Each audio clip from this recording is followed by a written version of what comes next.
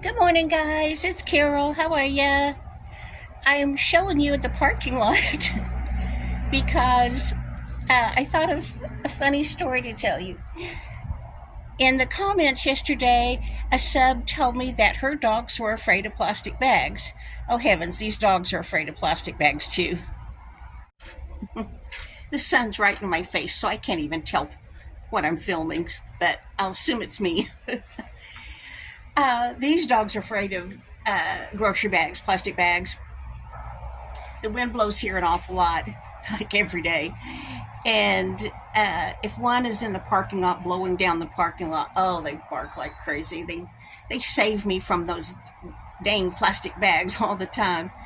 But from my patio door, the straight view is that parking lot next to that gray car. I can see that perfectly from my patio door. My recliner is probably 6 feet from that door, I guess, and the dogs sit in my lap all the time if I'm sitting down. Well, last week, Casey was gone to work or somewhere, and I looked out, and there was something laying in that parking spot. At first, I thought it must be a cat that had been run over because we have feral cats here. As long as I've lived here 10 years at least, there have been feral cats. The maintenance man told me one time, oh yeah, people sometimes move out, leave their pet cat in the apartment and just lock it up with no food, no water, just leave it in there. And then when they go to, they've moved out, when they go to clean out the apartment there, they find a cat. And so they just let it out. Nobody would call animal control on these cats because that would mean they would be put down almost immediately. I think they give them 3 days, but I'm not sure. Anyway, there are about 8 grown feral cats here, and there are, under my bedroom window, there's a big, what are those called? It's a rose bush, but they're not like a regular rose. I can't think of what they're called. Oh, that's going to drive me crazy. Anyway, great big shrubbery. And a mama cat had her kittens under that rose bush. One was killed, and I did not like seeing it. I don't know what got it, but it was not a pleasant sight to see. Just really troubled me for weeks to think about what I saw. I don't like to see dead animals. But anyway, she only had 2 kittens. She has one left, and they're under, the mama cat and the baby cat live under that rose bush. What are those rose bushes called? They're not real roses. I'll think of it. Anyway, my neighbor that owns that gray car, she's my neighbor to the north, feeds the feral cats, which I appreciate. I love that she feeds them because I don't want any animal to go hungry. She puts out food and water for them. Some organization brings her cat food. I'm not sure who. But anyway, all day long, the feral cats are going in front of my patio over to her patio to eat, And my dogs, for some reason, both of them hate cats. They just bark like crazy. Drives me insane. Well, anyway, that neighbor's name is Sandy. One day last week, I looked out the patio door, and there was what appeared to be a dead cat in that parking slot. And I did not want to go out and check. It hadn't moved, so I knew whatever it was not alive.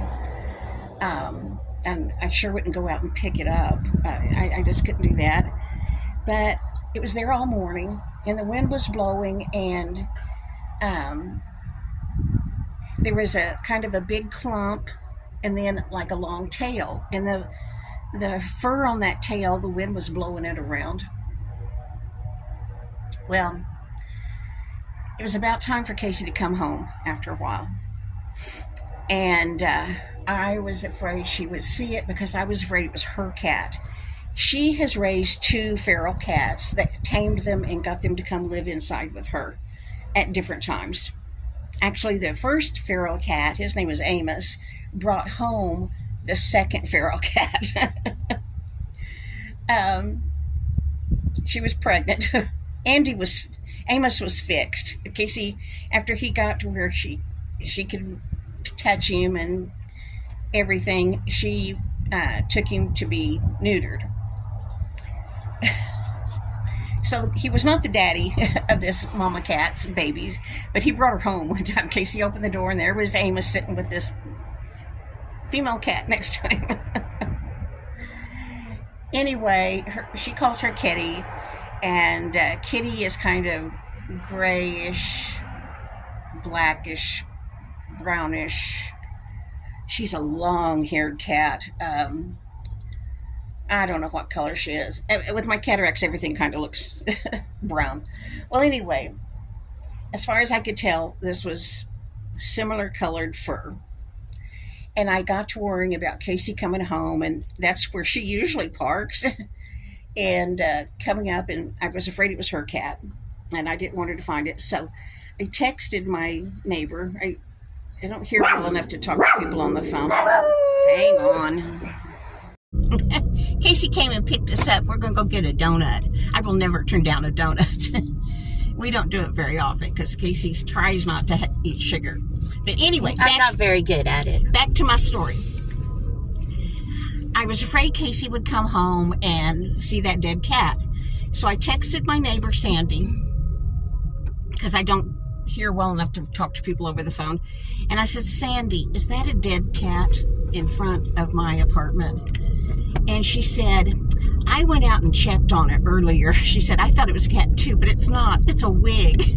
Or it's part of a wig. It must have been extensions. Or something, or extension or something. That was laying in that parking spot, and it was clumped up like the body, and then there was a long piece that we thought was the tail.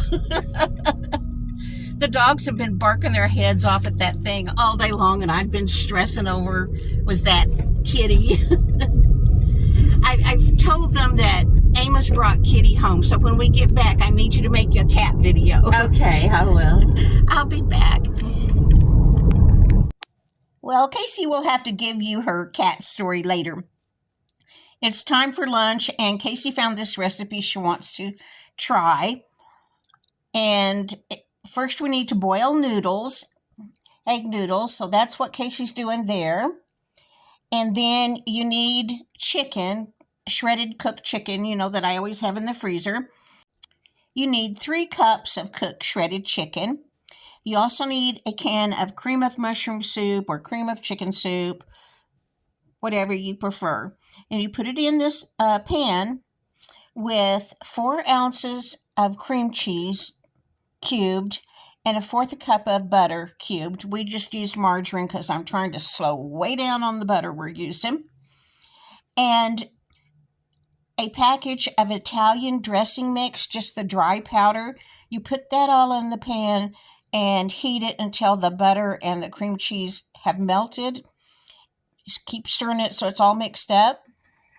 The recipe also calls for salt, pepper, and 3 cloves of garlic. We don't like garlic, so we didn't put that in. We didn't put salt because the soup is kind of salty, but we did put pepper, along with 1 cup of chicken broth. And you heat that up until everything is blended together. Next, the recipe calls for 2 cups of shredded Colby Jack cheese, pepper jack cheese. We didn't have that. We just had cheddar, so that's what we're going to use. You stir 1 cup of the cheese in with the chicken mixture.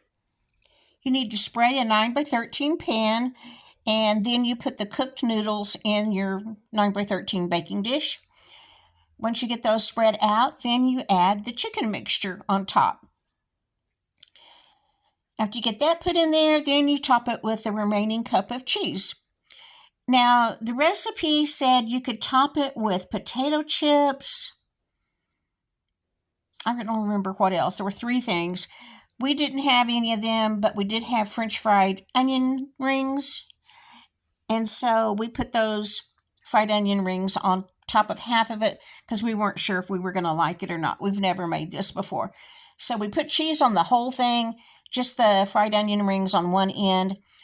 And Becky came for lunch, so it was me, Casey, and Becky, and we all loved it with the onion rings. We would definitely do that again. It was good without it, but we liked the onion rings. This was a great recipe. You could add some vegetables in there if you wanted. There's my plate. Yes, that's a full plate of food.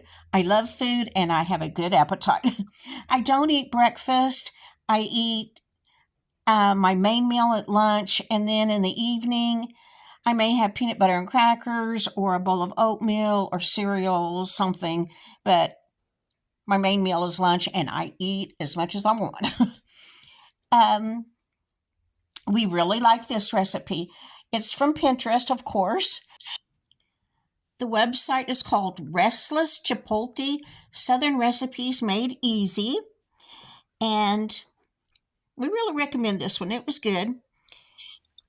They added parsley. We didn't have that either. Anyway, you bake it at 350 for 20 minutes. All right, guys, I guess that's it for today. I don't know anything else. I'll get Casey to do that cat video eventually when she's got time. All right, I'll see you in the next video. Oh, my sister just sent me this. Amarillo has hit 100 degrees again today. This is mid-September. We are tired of 100-degree days. We want summer to be over. Let me know what's going on in your corner of the world, guys. Hope you're having a wonderful day, and I'll see you in the next video. Bye.